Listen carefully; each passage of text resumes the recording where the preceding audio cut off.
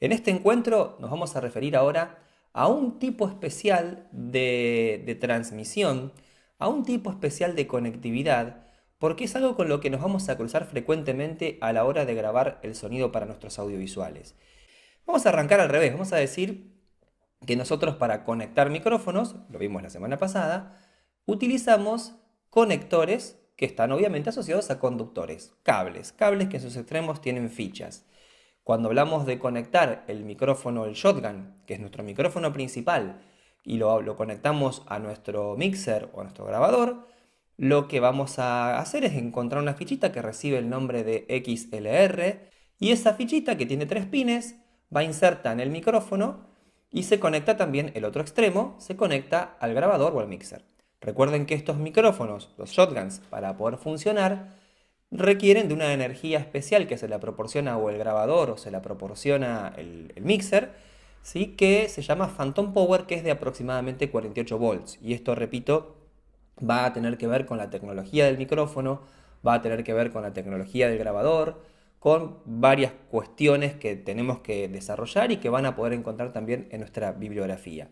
Voy a decir solamente por ahora, casi como una convención, que esos 48 volts, si el micrófono no los recibe, ¿sí? Ese micrófono no va a poder funcionar. Cuando estamos conectados con un micrófono a nuestra unidad de grabación o a un lugar donde estamos conectados, tenemos un tendido de cables. Es decir, acá nos tiene que preocupar también cuánto cable tengo para poder moverme en una locación, ¿sí? Y el tendido de cables tiene que ser, no cualquier cable, esto ya lo dijimos la semana pasada, pero además muchas veces hace que en una coreografía, no me salía la palabra, en una coreografía de rodaje, en un movimiento complejo donde tengo que integrarme en movimiento de cámara o en desplazamientos muy rápidos donde tengo que correr, y muchas veces el cable se vuelve casi un enemigo de los desplazamientos. Entonces se han diseñado tecnologías para emitir las señales que producen los micrófonos, para emitirlas al lugar donde está el grabador. Básicamente diseñar una pequeña estación de radio. Y esto es válido tanto para los booms como para otro tipo de micrófonos que casi exclusivamente transmiten sus señales de esa forma, a los que llamamos lavaliers. Nosotros decimos que transmitimos de manera inalámbrica. Ahora, ¿cómo sucede esto? Bueno, hay un espacio al cual llamamos espacio radioeléctrico, donde se emiten un conjunto enorme de señales. ¿Cómo entonces se generan estas señales? Yo lo que les voy a decir es que hay una zona del espectro electromagnético que nosotros tenemos permiso para utilizar. Es decir, un fabricante de tecnología, alguien que diseña estas herramientas, las diseña para que funcionen dentro de cierto rango. Nuestro rango útil de emisión es aproximadamente de 3 kHz a 300 GHz. De todo este espacio, vamos a prestar especial atención a dos lugares concretos del espectro electromagnético. Les vamos a poner como nombre UHF y VHF. ¿Sí? En realidad es al revés, VHF, UHF. El VHF es una tecnología que nosotros en este momento consideramos, no que está en desuso, no vamos a decir semejante barbaridad, pero de una menor valía que las tecnologías UHF. ¿Por qué? Porque el espectro del VHF está contaminado, ¿sí? Hay muchas cosas que están pasando ahí, porque fue la primera tecnología de estas de emisión que se desarrolló. Vamos a decirlo fácilmente, ¿no? Para que se entienda y que no haya ninguna confusión. El VHF tiene una zona de emisión de baja frecuencia de aproximadamente de los 175 MHz hasta los 215. Y hay otra tecnología que vamos a llamar UHF que emiten aproximadamente 470 MHz, ¿sí? Hasta los 700, ¿sí? Esto también lo tenemos que revisar porque cada país tiene legislaciones, tiene bancos en donde me permite a mí poder transmitir. Yo no puedo agarrar un día, me compré una tecnología de otro país y vengo y la uso acá para emitir, en Argentina digo, con total soltura, ¿no? Y después me encuentro con que a veces no funciona porque en ese lugar hay otras cosas que están emitiendo, o peor aún, no tengo permiso para emitir ahí, entonces estoy como contaminando lugares de señales donde no debería estar. Muchas veces no funciona y punto, ¿no? Ahora, ese sonido es un paquetito que yo para poder transmitirlo debería montarlo, ¿sí? Arriba de otra señal para que esa señal sea simplemente algo que me ayude a transportarla. Eso recibe el nombre de señal portadora, ¿sí? O frecuencia portante. Esas señales portadoras se construyen básicamente induciendo voltaje a una antena. La antena genera un campo magnético que se puede sintonizar. Dicho de otra forma, estos aparatitos son capaces de producir voltaje. Llevan pilas estos aparatitos, ¿sí? Cuando digo aparatitos me refiero a los emisores y a los receptores que utilizan estos micrófonos lavaliers. Decía, estas señales se pueden sintonizar, es decir, que este aparatito que generó corriente, que generó un voltaje, ¿sí? Que se induce a una antena, emite un campo magnético que está justamente en una frecuencia y esa frecuencia es sintonizable. Lo que va a hacer básicamente el aparatito que emite es generar una señal portadora para que el audio se suba arriba de esa señal, llega al receptor, el receptor se queda con el sonido y ese sonido va a parar a un lugar donde se puede grabar, donde se puede tratar, etcétera, etcétera. Entonces, voy a decirles lo siguiente, muchas veces la distancia es un factor crítico para estas emisiones. Hay que empezar a pensar, eh, para también ayudarnos a la hora del registro de sonido en audiovisuales, que no podemos depositar tanta confianza en nuestras transmisiones inalámbricas. Todas estas tecnologías de grabación vienen a ayudarnos para problemas de traslación, para problemas de ubicación, para que podamos, por ejemplo, colocarle un micrófono a un personaje, ese personaje pueda desplazarse cómodamente y que, por supuesto, no tenemos que prescindir del boom. Estamos diciendo que las tecnologías inalámbricas, las tecnologías que emiten por radiofrecuencia, nos proporcionan flexibilidad para poder desplazarnos, para que incluso tanto quien está asistiendo en sonido, la persona que opera el boom, pueda inalámbricamente conectar el micrófono a las unidades de grabación, o para que el actor pueda tener independencia de sus conexiones para poder actuar.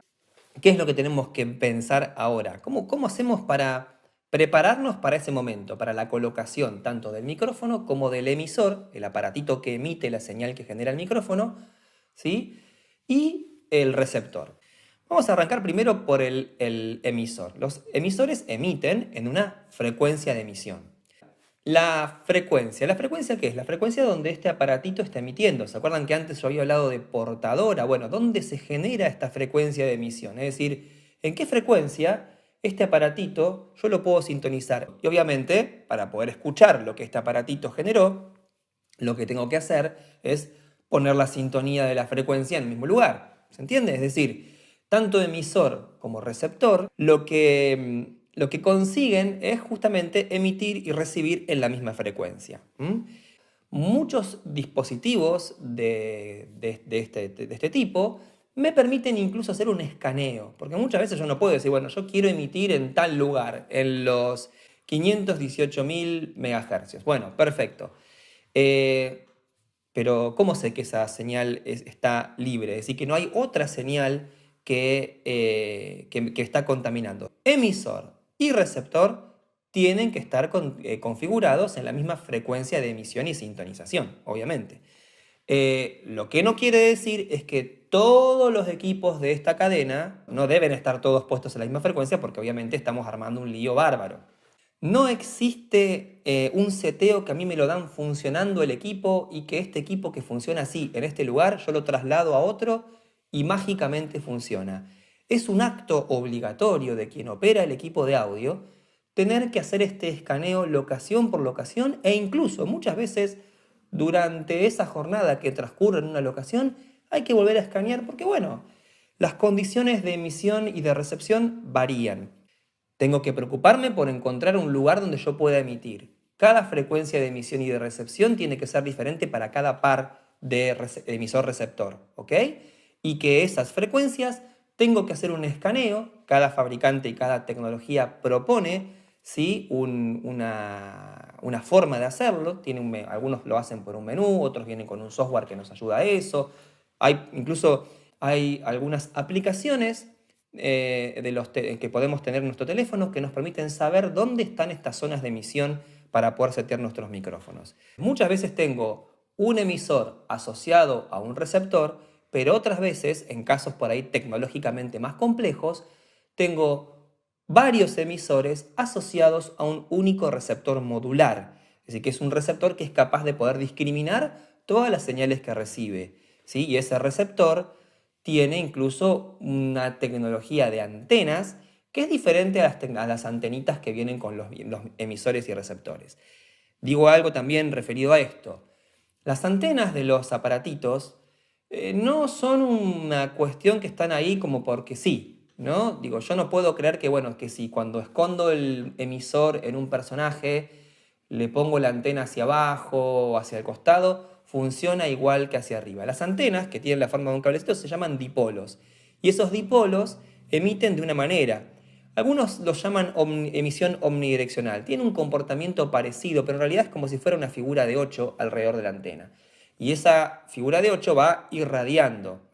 Es decir, que si el receptor está de manera perpendicular a la antena, va a funcionar mejor. Si yo apunto a la antena diferente, va a irradiar en otro sentido, es decir, que el receptor no va a ser capaz de escucharme. Es fundamental la posición de la antena, no es un factor para no tener en cuenta, ¿ok? Incluso el tamaño de las antenas tiene que ver con la posibilidad de cómo ese emisor o ese receptor es capaz de emitir, básicamente la frecuencia de emisión que puede generar. Para poder estudiar la sensibilidad y el nivel, antes vamos a tener que definir otra cosa. Todos los componentes de una cadena electrónica, todos los componentes de cualquier cosa que yo concatene, incluso dentro de un aparatito, por el simple hecho de funcionar, porque por ahí circula un voltaje, producen un ruido de funcionamiento. Uno por ahí entiende por ruido, ¿sí? Cosas que podemos y que somos capaces de escuchar. Pero en este caso lo vamos a asociar a señales que contaminan o degradan nuestra señal útil. Nosotros lo que queremos en este caso es que nuestro audio tenga, en términos de calidad, ¿sí?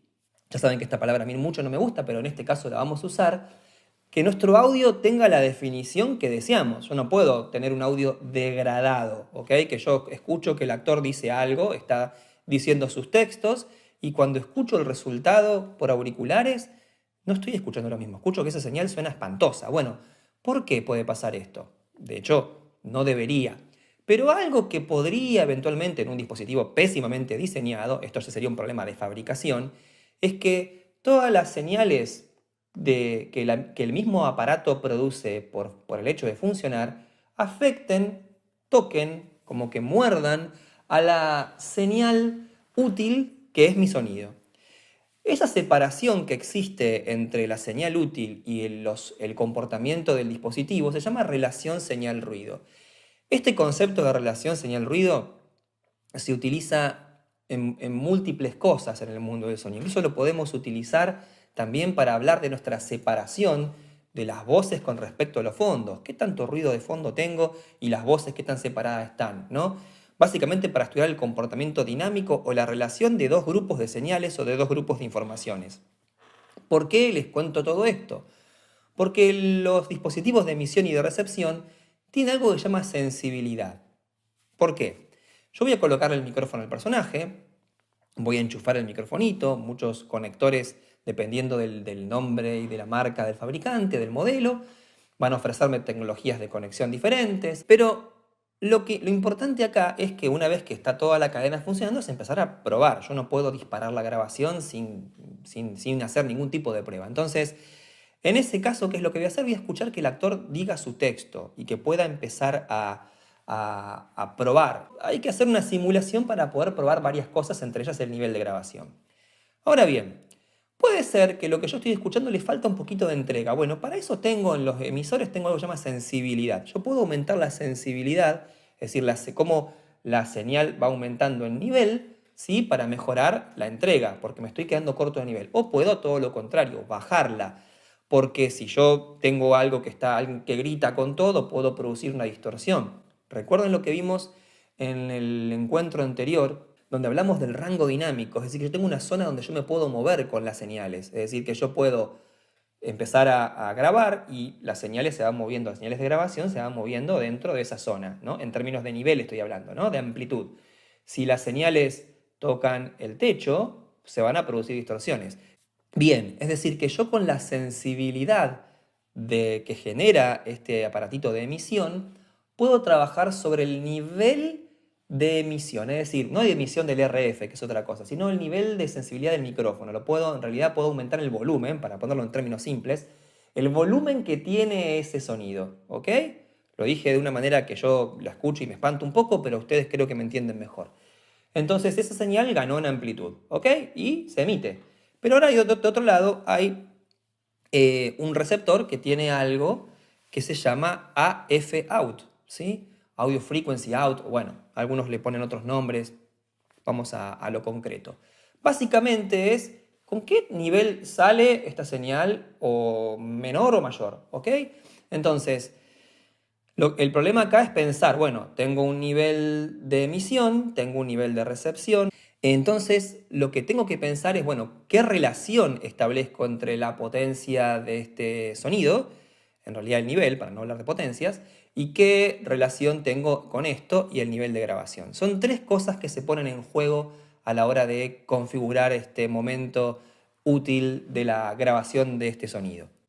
Hay algo que también no todos los aparatitos tienen, no todos los dispositivos tienen, que se llama potencia de emisión, ¿sí? Básicamente hoy dijimos que yo puedo controlar, por un lado puedo controlar el nivel de esta señal de audio, ¿sí? De la que se emite, y también puedo controlar el nivel de la señal de audio que obtengo como resultante. Pero dijimos que esas señales de audio están arriba de una portadora, ¿sí? Esa señal de transmisión. Muchas veces hay dispositivos, por ejemplo hay una marca llamada Electrosonic, que me permite controlar la potencia de emisión. La potencia de emisión no tiene que ver con el nivel de audio, tiene que ver con el nivel del campo que yo estoy transmitiendo, básicamente con la potencia que tienen esas señales de radio. Más potencia supone un mayor alcance. Pero también cuidado con esto, porque uno dirá, bueno, entonces vamos a poner siempre todo a la potencia, a la máxima que podamos ponerlo. La respuesta es no, porque si yo estoy en un lugar cerrado y tengo varios sistemas inalámbricos, esas señales de radio que emito adentro de un lugar cerrado van a rebotar contra todas las paredes del recinto, ¿sí? Y van a empezar a producir el mismo efecto, o un efecto parecido, porque no es el mismo, pero un efecto parecido al comportamiento del sonido, de cuando encuentra un obstáculo rebota. Esos rebotes de sonido, de potencias de sonido que están rebotando, digamos, producto en realidad por la potencia de la emisión, que están rebotando en todas las paredes del recinto, van produciendo estos productos de intermodulación de los que hablamos hace un tiempo. Van a aparecer nuevas frecuencias sintonizables o contaminantes a las señales útiles. Incluso hay aparatitos que tienen filtros que dicen vos emitís solo acá y vos solamente acá. Incluso hay atenuadores. Bueno, hay un montón de respuestas tecnológicas a estos problemas de emisión. Ahora bien, tenemos otro problema que no tiene que ver con la transmisión, que hace también a los problemas de registro de audio. Este problema es ni más ni menos que el de la colocación de las cápsulas de los micrófonos, de las cápsulas de los lavaliers, que suelen ser muy chiquitas y que tienen distintas formas, tamaños y además colores, y también, por supuesto, del equipo de transmisión, es decir, al actor hay que colocarle una especie de cajita, que es la cajita del transmisor, que va a estar colocada en su cuerpo o en su vestuario. Esto depende mucho del vestuario de una película. Por supuesto, alguno podrá esto verlo o podrá haber visto en alguna entrevista en televisión o por ahí en algún back, que vienen estas cajitas, estos transmisores, vienen con un alambrecito o con algún dispositivo de sujeción que me permite adosarlo al vestuario, por ejemplo al cinturón o a algún lugar, algún bolsillo, para que ese aparato quede ahí. Es cierto, esto existe y es probable que en algún caso hasta lo podamos usar. ¿Por qué razón? Y porque, imagínense, estoy en una entrevista que tengo que hacer rápido, en donde por supuesto debo cuidar la estética de la imagen, no puedo tirar el cable así nomás y que se vea o que nos queden micrófonos puestos en lugares absurdos, o que los personajes queden con vestuarios abultados porque están escondidos los micrófonos y se ven. Bueno, Pero muchas veces eso resuelve la inmediatez y nadie va a decir, nadie se va a escandalizar porque alguna vez hayamos colocado un emisor en el cinturón de un personaje que no se ve. Existe, se puede hacer y está bien. Pero hay que también pensar en que tenemos otras soluciones más complejas para esto. Más complejas o mejor diseñadas para la grabación de sonido para audiovisuales, sobre todo en el campo de la ficción. No privativo para la ficción, es decir, no exclusivo de la ficción, pero sí les diría que se ve con mayor frecuencia. Existen algo que llaman fajas, ¿sí? Las fajas son ni más ni menos que un material elástico que uno puede colocar o en el pecho del personaje, o en el brazo, o en el muslo, en el tobillo, en distintas zonas del cuerpo para poder colocar uno o más de un transmisor. Porque alguno dirá, ¿por qué más de un transmisor? Bueno, hay situaciones, a veces complejas de registro, en donde con un solo micrófono no me alcanza. Puedo colocar mi micrófono escondido, por ejemplo, debajo acá, si yo fuera el personaje, debajo de mi gorrita, ¿sí? O acá en la visera sin que se vea, y esconder un transmisor en alguna parte, por ejemplo, cableo por la nuca, y escondo el transmisor en la espalda, por ejemplo, ¿no? Y tengo otro micrófono colocado acá debajo de la camisa y otro transmisor en la cintura, ¿ok? Es decir, ¿por qué puede pasar esto? Bueno, película bélica con múltiples explosiones, el personaje grita, después se tira en una trinchera y susurra. Bueno, entonces tengo los transmisores colocados con distintos niveles de emisión y de sensibilidad, por ejemplo. O tengo miedo de que se me caiga una señal, ¿sí? Que deje de funcionar la emisión de un lavalier y se activa automáticamente el otro, o tengo uno de backup. Es decir, que en algunas situaciones se piensa que cuando las situaciones son complejas, muchas veces que no se pueden repetir porque el rodaje tiene toda una mecánica que implica que se va a rodar toma única. Bueno, entonces nos tenemos que cubrir, colocamos dos en vez de uno para que si uno falla el otro está activo. Es decir, las fajitas tienen más de un bolsillito para poner los transmisores. Recuerden que hay transmisores de distinto tamaño, no existe algo así como el transmisor de tamaño universal. Esos bolsillitos además no solamente son para los transmisores. Algo que tenemos que tener especial cuidado nosotros a la hora de grabar es por dónde pasamos el cableado del micrófono. El cableado no puede quedar tirante del micrófono, el cableado no puede quedar sin darle posibilidad al actor que se desplace cómodamente, pero tampoco puede quedar suelto por completo porque piensa en el caos que sería arruinar el vestuario de una película porque se nota el cable, porque se nota la cápsula, porque todo lo que hicimos para grabar es evidente ante los ojos del público. Con las fajas solucionaríamos el problema del vestuario, básicamente, perdón, del problema de la colocación de estos emisores y receptores.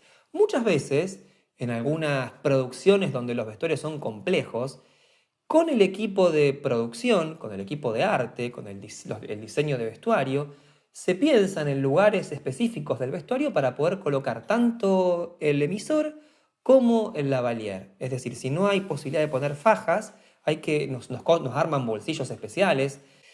Bien, ¿cómo sujetamos la capsulita del lavalier? ¿Cómo hacemos para sujetarla al personaje? Una posibilidad es utilizar una cinta porosa, hipoalergénica, es decir, que con el contacto con la piel no produciría ningún daño, que lleva por el nombre cinta de tipo transpore, por su porosidad, por su forma.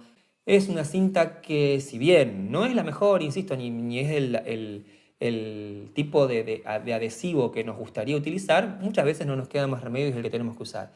Y se fabrica como una especie de colchoncito con dos triangulitos de cinta que podemos hacer para poder colocar el micrófono al medio de esos dos sujetores de cinta y poner el micrófono entre el pecho del personaje y el vestuario. Es decir, el micrófono me queda suspendido entre dos pedacitos de cinta. ¿Esto es lo mejor? No, por supuesto que aparte produce como unos micro ruiditos que no queremos escuchar, sobre todo cuando el personaje se mueve, ¿sí? Algo que me debería acostumbrar a hacer a partir de hoy. Si el ruido lo estoy escuchando, si yo estoy escuchando que se producen algunos soniditos que no deberían estar ahí, tengo que parar la grabación. No puedo decir, bueno, lo dejo porque en postproducción lo van a arreglar. Si suena, hay que interrumpir y corregir. Más temprano incluso habíamos hablado, en otros videos, habíamos hablado de que los micrófonos puedo corregirles la sensibilidad, que puedo apagarlos y prenderlos, que puedo hacer muchas cosas con ellos. Existen también, de algunos fabricantes, no de todos, existen también la posibilidad de interactuar de manera remota con esos aparatos. Es decir, una vez colocados dentro de estos lugares que dijimos que podemos tener, hay aplicaciones como de Electrosonic que a mí me permite poder controlar remotamente todo lo que sucede con ese aparatito. Vamos a agregar también que aparte de las cintas estas, las Transpore y otro tipo de sujeciones, hay de otras marcas. Hay una que se llama Topstick, que es como una cinta doble faz que permite pegar el micrófono al vestuario. Hay otros incluso dispositivos de sujeción, donde el micrófono queda suspendido dentro digamos, de este aparatito para que no roce ni el cuerpo del personaje ni el vestuario. Algunos vienen ya con los micrófonos. Electrosonic trae una gomita, que en este momento no recuerdo el nombre, espero que las gráficas me estén ayudando. Hay una gomita que yo puedo colocar el micrófono adentro y queda sin poder tocar. Hay algunas marcas como Foamies, por ejemplo, que me permiten meter el micrófono adentro de esa goma espuma y queda suspendido. Ursa Foamy es el nombre completo. Es una goma espuma donde el micrófono queda calzado, se puede recortar incluso para que pueda darle forma, para poder esconder incluso dentro del nudo una corbata, si este personaje usa corbata. Es decir, tengo un número elevadísimo de soluciones de fijación. Incluso, hay un pegamento para poder adosar estos dispositivos de sujeción al vestuario o al cuerpo que se llama Joe Sticky Stuff o cosa pegajosa de Joe, pero que le decimos vulgarmente moco. El nombre es muy feo, pero es como un pegamento. ¿Vieron cuando, no sé si alguna vez pegaron algo con Poxirran, que cuando el Poxirran nos queda en las manos se hace como una cosa pastosa? Bueno, algo parecido a eso sucede con el moco. El moco es una cinta, ¿sí? Que uno la saca un pedacito y hace como una bolita, y esa bolita puede pegar micrófonos, pegar, bueno, un montón de cosas que nos sirven para sujetar el micrófono. Y además es mucho más cómodo para el personaje no estar tocándolo todo el tiempo, personaje, actor, actriz, quiero decir, no estar tocándolo todo el tiempo. E incluso hay, digámoslo, algunos actores y actrices que por hacer bien su trabajo, esto no es una crítica, no quieren saber nada con que los estemos interrumpiendo permanentemente, lo cual me parece hasta lógico. Esto va a depender también de nuestras tecnologías y nuestros accesorios. Si no tenemos todo este universo tecnológico a disposición, no queda más remedio que interactuar frecuentemente con el aparatito, sacarlo, volverlo a cablear, pegarlo nuevamente para evitar los desplazamientos. Es una tarea que tiene que desempeñar el asistente de sonido, él o los asistentes, dependiendo del número de asistentes que tengamos.